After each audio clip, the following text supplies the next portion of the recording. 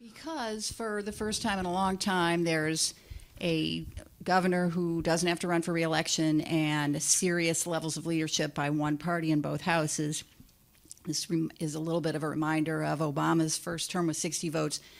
Kitzhaber's personal life is for him to sort of tease out and deal with on his own. He is now the governor again. We need to get behind expectations that he will deliver on key problems this state faces now that he has so much backing in those two legislative houses. I'd like to see him go further than he's gone, on issues of income inequality and environmental protection, the two major issues that face the planet at this time. And he could actually have a legacy in which he energetically proposed some change, showed up to work every single day, really enthusiastic to do something about it now that he's got both chambers so strongly behind his ideas. Okay, I would talk to the other Republicans. I'd say that, Oregon's environment's in pretty good shape. Our people are not. Our schools are not.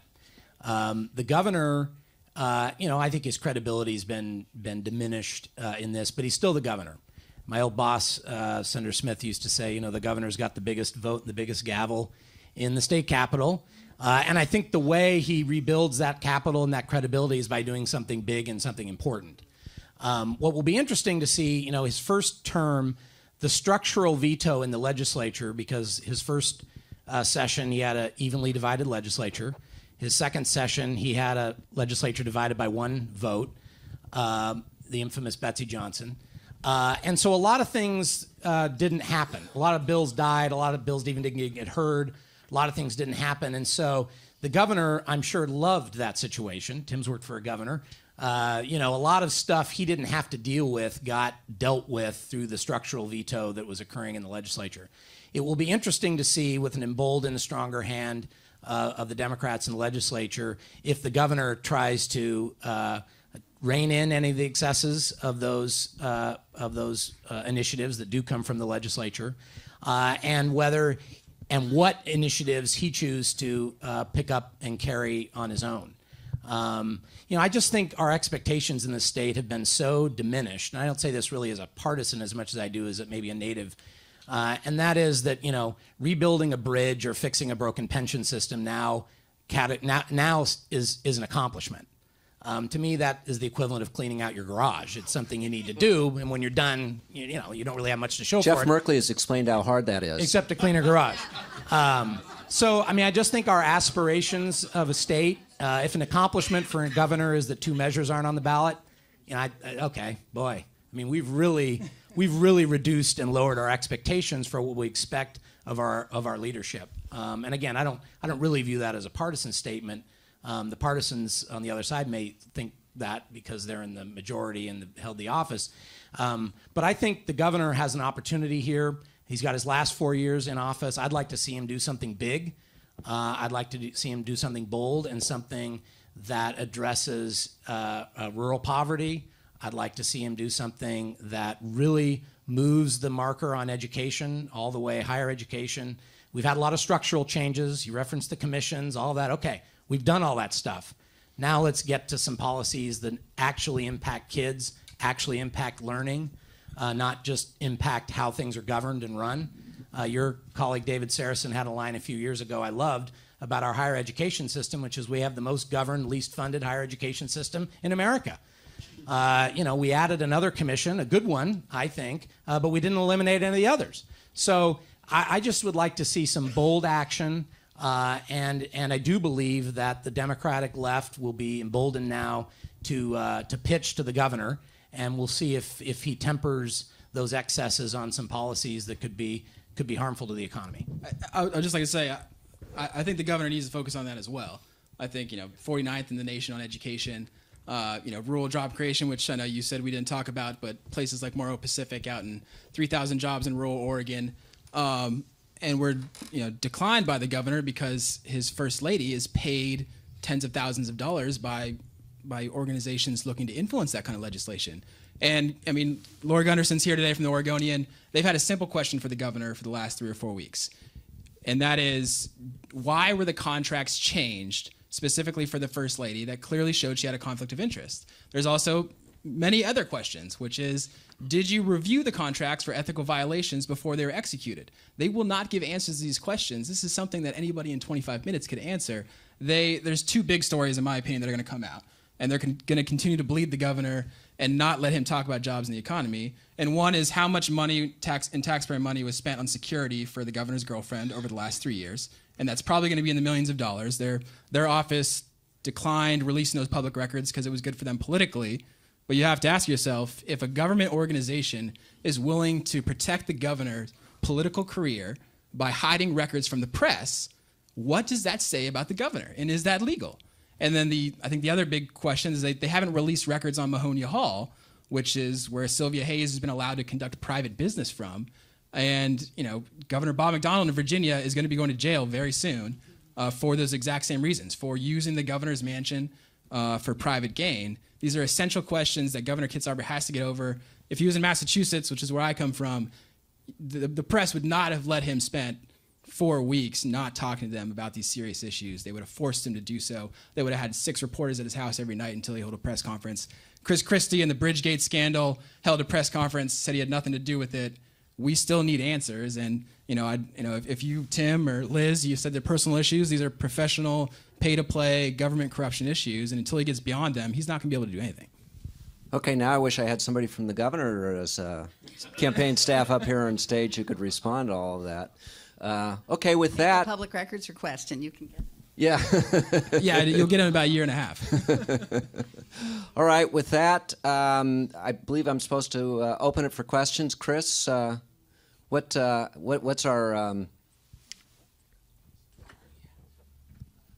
got about 15 to 30 minutes or so.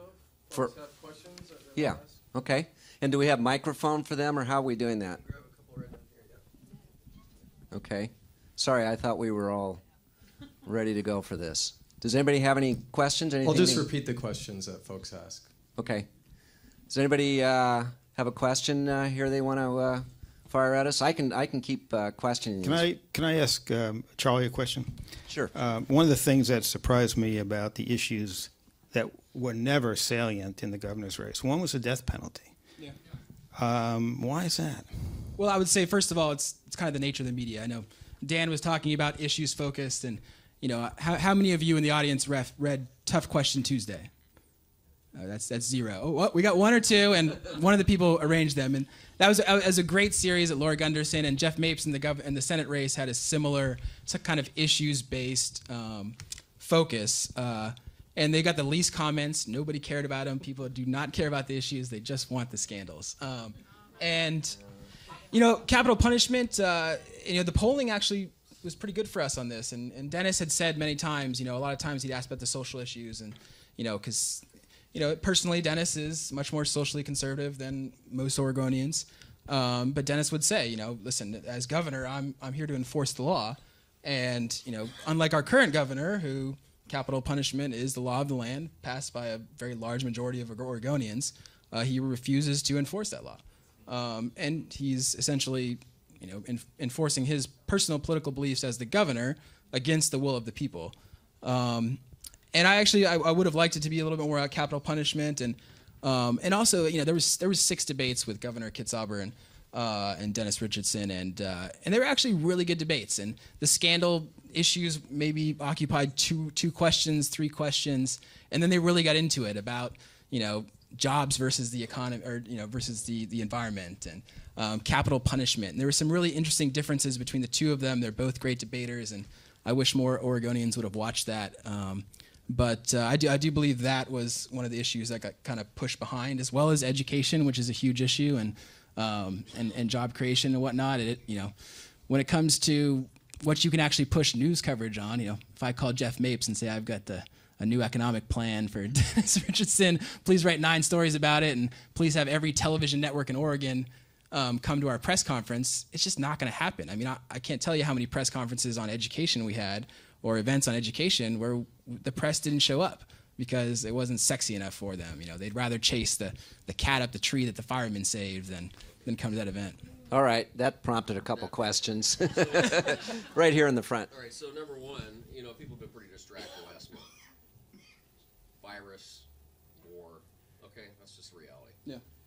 two, people aren't tuned into these other issues. They care about jobs, I'm gonna die, stuff like that, major stuff, and they're really distracted. So, but then you bring up something like marijuana, it's like, yeah, that'll help me escape. So that's reasonable. I mean, I was surprised. I looked at all the counts of the counties, and they're like, wow, they're just winning. So that surprised me too. I didn't expect to see it like that in the beginning.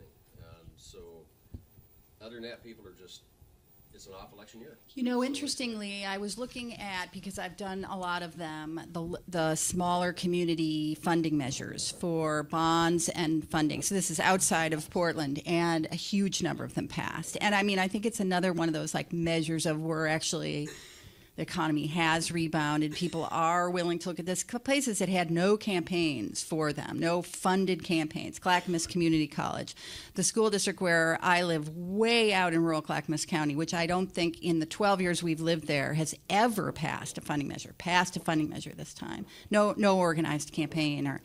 So, that's another little thing going on. It might be like things locally they're interested in keeping the home fires burning. Well, I wonder if part of this is a lot of folks, particularly in more rural, hard-hit communities, are starting to realize, nobody's going to come and help us. We've got to do it ourselves. Is that part of what might be going on here? Well, that happens in some places and not in others. Not in others, but yeah. Kearney County, yes. Yeah. Well, in Common Core, I traveled the state with Dr. Webby and Dennis Richardson, and we really, all these people hate Common Core. I mean, not just Republicans, but Democrats, and you wonder if you're in the echo chamber, if this is just something that activists are coming to events. So we polled it, and by a 2-to-1 margin, people are opposing Common Core in Oregon, and it's even yet to be implemented. It's getting implemented this year, so. That was a smaller issue in the campaign trail, but we'll see how that develops going forward. I think even the Oregon Teachers Union is against Common Core, or at least the implementation of it. Yeah, right there, question. Just curious to know, what happened with 90, with the open primaries? Yeah, that's a good, anybody want to take that, Tim? Well, and I wrote about famously endorsed it. I wrote about that in my column that'll appear tomorrow. One of the first principles of ballot measure politics is come up with a proposal which reads well on the ballot, and start out with something well above 50% because you're going to be facing a war of attrition thereafter. I don't think they were ever above 40%. And it was even more astounding to me that the billionaires, Bloomberg and Arnold, would roll millions of dollars into that campaign when they were polling in the 30s. I guess that just shows that big money is not always smart money. So were the anti-GMOs guys. They were in the 30s to start with as well, and they ended up over 50. Anti-is different. I mean, when you get to it, for a yes vote, you got to start well above 50 and then hold off the onslaught. Last example of that on a campaign I worked on was minimum wage in 2002. We had a bunch of measures arrayed. Which one? I think was the one that took us to $6.95. That showed strong support at 51%. We could withstand any challenge. We came in at 51.5%. But getting to know is a whole other. I mean, yeah, you can start out at 30% on the no side and still get there. Our polling actually had two different things on this, and one is when you polled the actual ballot question, it did horribly. But when you pull it just a much simpler version. Exactly. Idea versus proposal. Yeah, big difference. Yeah, it was like massively it was going to win. Big difference. Oh, and that's the first. You got to be disciplined about that. You don't go forward without something that reads well in a 10-word ballot title. Which brings us to the illegal immigrants driver's licenses, which said that you can't board an airplane with that license, which ended up not being true and losing by a substantial margin. Yeah, and I think on the open primary, looking back on it, you wonder if they should have just come in with something. Not just better wording, but so much simpler concept. Maybe something as simple as saying we're going to abolish registration by party in this state, and you can vote whichever primary ballot you want. I think people could get that, Just one quick thing to add. I was looking at the numbers from probably yesterday, so they're not maybe the final moment. There were it was probably 432 or something like that. I think a little over a million people voted. So this is a year when the least number of NAVs, are independent voters, are non-affiliated voters. So just on an intuitive gut level, who are the voters most interested in opening the primary or in somehow adjusting the two-party system, it would be the unaffiliated voters, and this is the year that they are least likely to vote. And so I'm not sure they picked the right proposal or the right election.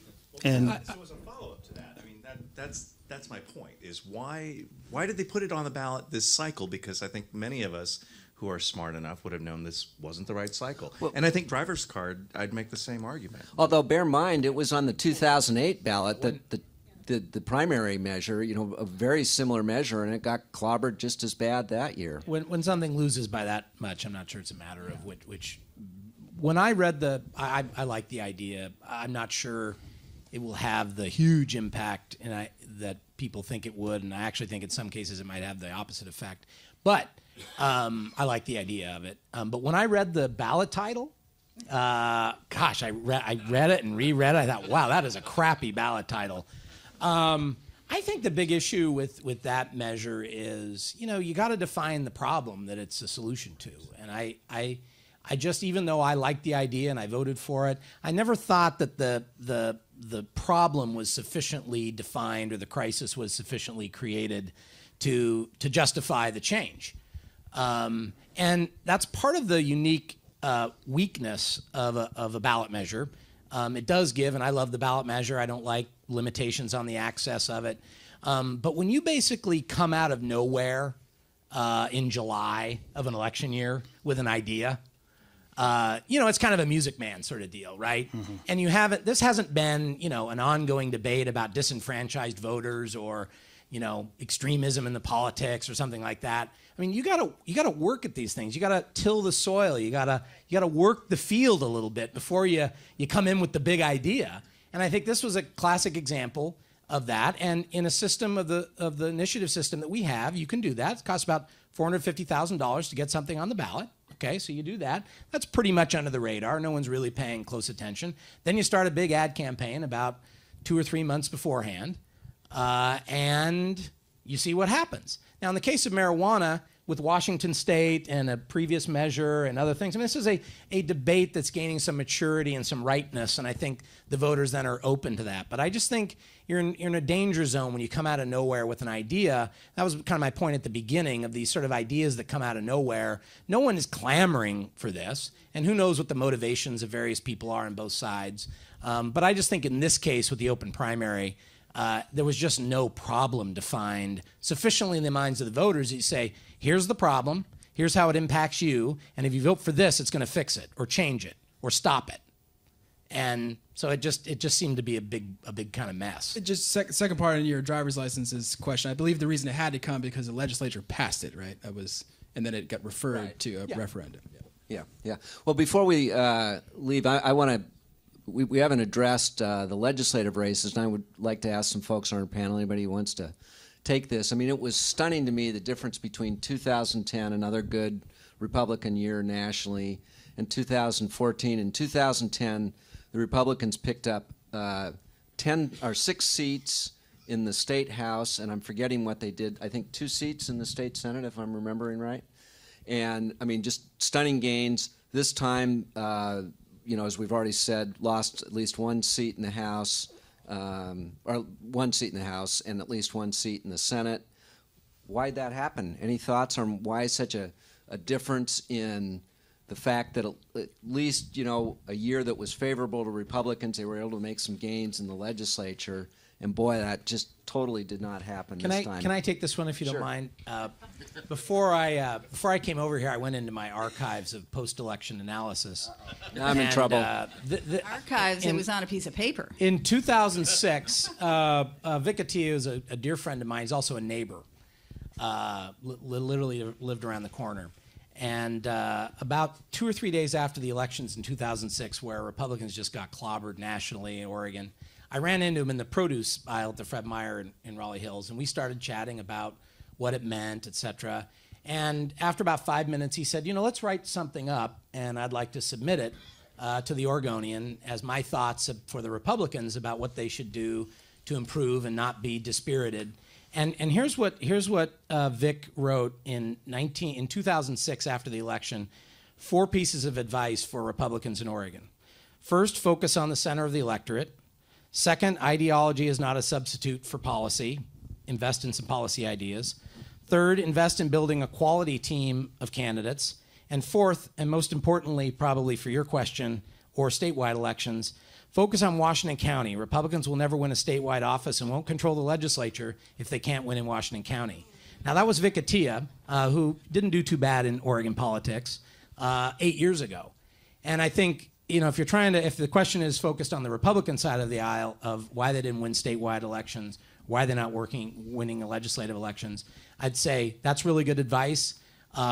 Anytime I hear, and I've heard this a lot the last few years, anytime I hear a political operative or party activist tell me that the problem with the Republican Party is our database or some mechanical component to the election process, I just roll my eyes. And in fairness, I come from the artist side of the political shop, not the science side of it. I'm a message person and a story person. I think our candidates, particularly in suburban areas and more exurban areas, have a big message problem. I think they're tone deaf, and I don't think they're running on any of the issues that are important to voters. And furthermore, the nationalization of the political brands, right, is something that when you're in a blue state, when you're the visiting team, you've got to come to grips with, and you've got to address it. You can't ignore it by not putting your party registration or label on your sign or something like that. You've got to meet it head on. I came out of retirement for work on a legislative race this election cycle. I haven't worked on one in 14 years. And I helped a good friend of mine, Newt Buehler, who ran over in Bend. It's a 7-point Democrat registration advantage. The Bend House District is about 5 points to the left of Oregon statewide. It's a perfect training ground for a statewide candidate. And Newt won by 20 points. Go to his website, newtbuehler.com, look at his advertising. And, the point is thoughtful guy, issue-focused guy, moderate in temperament, pro-choice, pro-marriage equality, address those issues head-on. And I think that unless you address these things head-on as Republicans in a blue state when you're the visiting team, you're just going to lose. I don't care how your database is. I don't care about your GeoTV program. You don't have a story to tell, and you appear to be out of touch with the voters. So I think that's the problem. And if Republicans want to get back in the game, if they can win Washington County, they can win a statewide race, and they can control the legislature. Forget everything else. I know Liz and Tim have some thoughts here, but just to offer, I am kind of a data guy and a party guy. I have never seen a party structure that is as loose in the Republican Party in Oregon. The Democrats kill it here. They crush it. They every 4 years they have their people. They invest money into it. I've seen what has come from the Democrats. They do a very good job. The Republicans and the party leadership are not as good at doing that, and that's a numbers thing. And Washington County I think is important, but Washington County underperformed by any county. But it's not about turnout. You can't be. You have to be an Oregon Republican Party, and Republicans are going to have to get their mind around this. That either go to Alabama or go to Idaho and run, or try to win a statewide race here and appeal to the have a conversation with the broadest possible cross-section of the electorate. Well, here's the issue. And that's just not what our candidates have been doing. They're talking to a very narrow set of the electorate. They appear to be culturally completely out of touch. Well, one thing is, I think if you just took that value, Monica Webby is pro-choice, pro-gay marriage.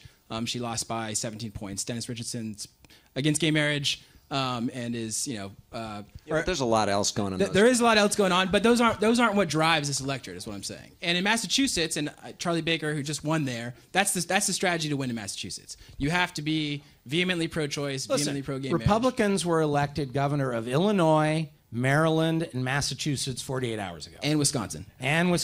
There's no reason a Republican can't be elected statewide here. But they can't run like they're running in Idaho. They can't. You're right. They can't. And as it relates to Dr. Webby, the government experience and governing experience is a virtue that the voters are going to they'll make some judgment on. And that's not critical, although Oregon doesn't have a long history of electing outsiders of either party to any office. But political preparation is an important component of being an effective candidate. And so, And party organization. Yeah. I'm the Massachusetts Republican Party. I'm not, I'm sure. Oh, they're fantastic. I've worked with them many times. I'm sure they are. A chairman, an executive director, and people who raise a lot of money. My point is the party structure and all that's fine. That'll flow. But if you don't have people at the top of the ticket who are setting the tone and setting the brand for your party, in a blue state, you're just not going to be successful. And I'll say that Newt Bueller is a fantastic candidate, but I just want to say one thing on the data side of things. I'm still crunching the numbers, but it seems like social conservatives actually underperformed by enormous margins, about 40,000 votes in this election. And right, all 14% of them. I mean, no. Okay. Hold up. So what? It's a big margin. We actually overperformed in Multnomah, Clackamas, Washington, which is in the Dudley race. Everybody was concerned that they lost it there. But for Dennis Richardson, who is your classic should have gotten out the base didn't come out. So you need both. Okay, so that's why it's a myth. All right, at this, I'm going to close this meeting of the Multnomah County Republican Central Committee. And briefly open the Multnomah County Democratic Central Party Committee. If Tim or Liz have some closing thoughts.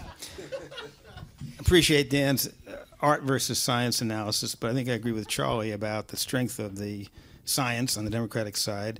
And it's not just voter turnout, it's voter registration. It's getting large numbers of voting age Oregonians engaged in the process selectively, especially in urban areas where it's easier to do.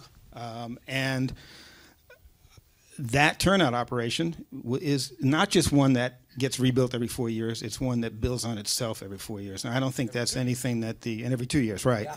I don't think that's anything that's been matched by the Republican Party. There was a time 20 years ago when we'd shut down our campaign offices and then try to go find the list from 2 years ago, going through somebody's file cabinet. Now it's built from election to election. It's smarter every time. It's more targeted. It's unmatched. It's unmatched around the country. By the way. I agree with all that. And I think all that's important. I just think on the Republican side, now it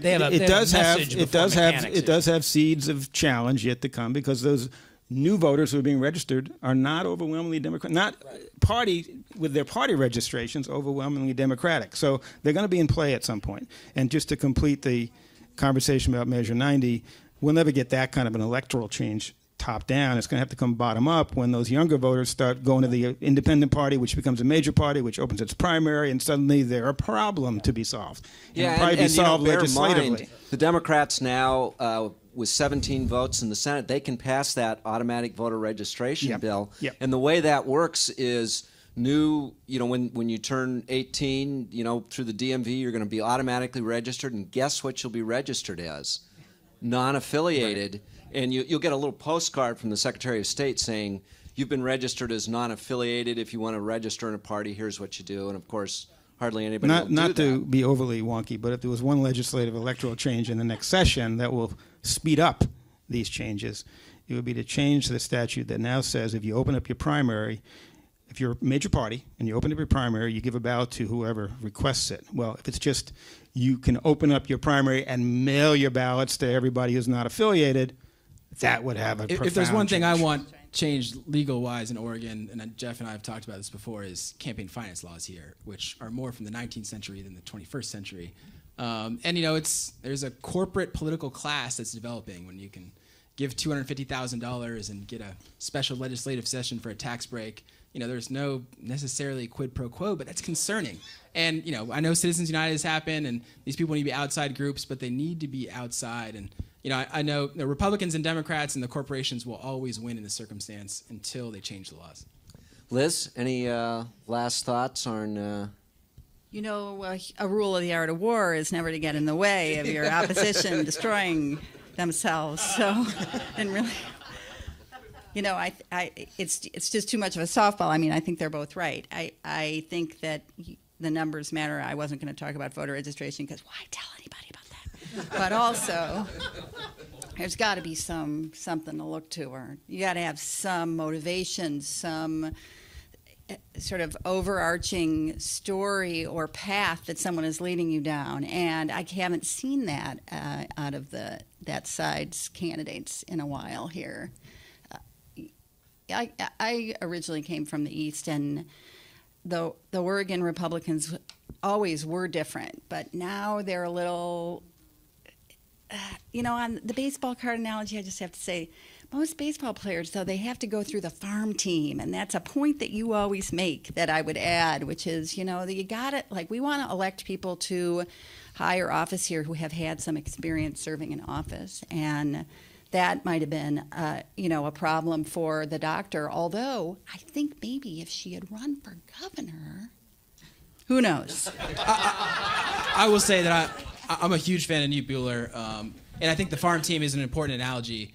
Oregon needs those people, and unfortunately, there's no Republican president right now who can appoint U.S. attorneys and kind of build that base for us. And there's really not a lot, besides Greg Walden, Newt Bueller, Kerry Temchek. I mean, who else is in the Republican Party that is a major player that could go up for a statewide? Well, I would also say the Democrats only look better because the Republicans are so weak. I mean, let's be honest about the Democratic farm team. I don't think it's all that exciting and all that impressive. What's going to be fascinating is, you've got an open race for governor. First time in 200 years we haven't had a Kitsap or a Kulongoski running. We've had 3 governors in 30 years in this state, and so there's going to be a fascinating. Although 2002 was pretty wide open. Yeah, on both sides. On both sides. But it'll be there's going to be pent-up demand, particularly on the Democratic side, and it's going to be fun to watch the march to the left among the Democrats to try to position themselves to run for governor in 4 years, and I think that starts tomorrow. So I guess we're They not may be going running to have against an Kate open Brown, primary. by the way, but Okay. With that, Chris, how are we doing on time? Are we about? I think we should probably wrap up at this point. Yeah. Time to wrap up. Okay. Well, we'll hang around for a few minutes if folks want to approach us one-on-one and talk. Thanks so much for showing up on a okay evening out there. And with that, enjoy the hors d'oeuvres. Take care. And thanks to my participants again.